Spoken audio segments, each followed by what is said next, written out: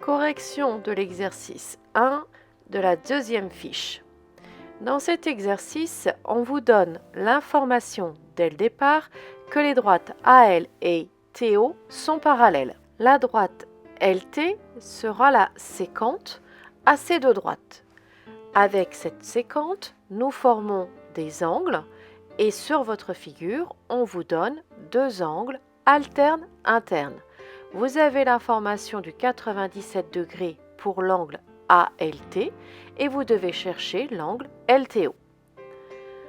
On va donc utiliser la propriété des angles alternes internes avec des droites parallèles.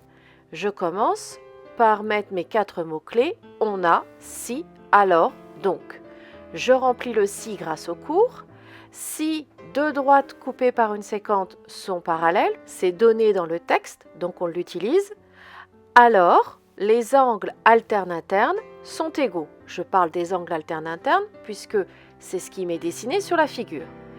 Je fais le lien maintenant entre le on a et le si. Dans le si, je parle de deux droites. Dans le on a, je vais donner leur nom.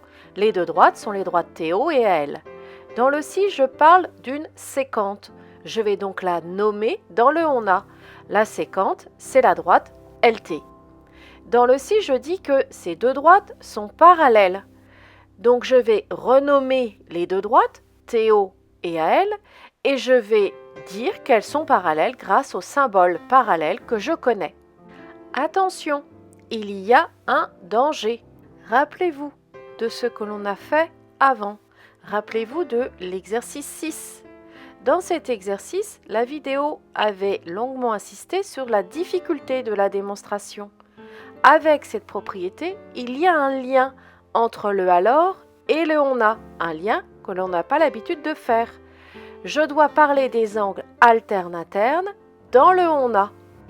Dans le alors, je parle des angles alternes internes. C'est ça qui me permet d'utiliser mon cours. Je dois avoir des angles alternes internes.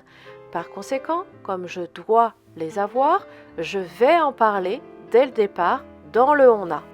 Je vais donc les nommer dans le on a et maintenant je fais le lien avec le alors et le donc. Je nomme à nouveau mes angles alternes internes dans le donc. Comme je dis qu'ils sont égaux, je mets le symbole égal. N'oubliez pas de répondre à la question, on vous demande leur mesure. Donc répondez bien qu'ils font tous les deux 97 degrés. Prenez le temps dans les exercices d'assembler vos idées pour aboutir au résultat. Ne partez pas du principe que vous devez tout de suite avoir le résultat. C'est le cheminement, le raisonnement qui vous amènera à votre résultat.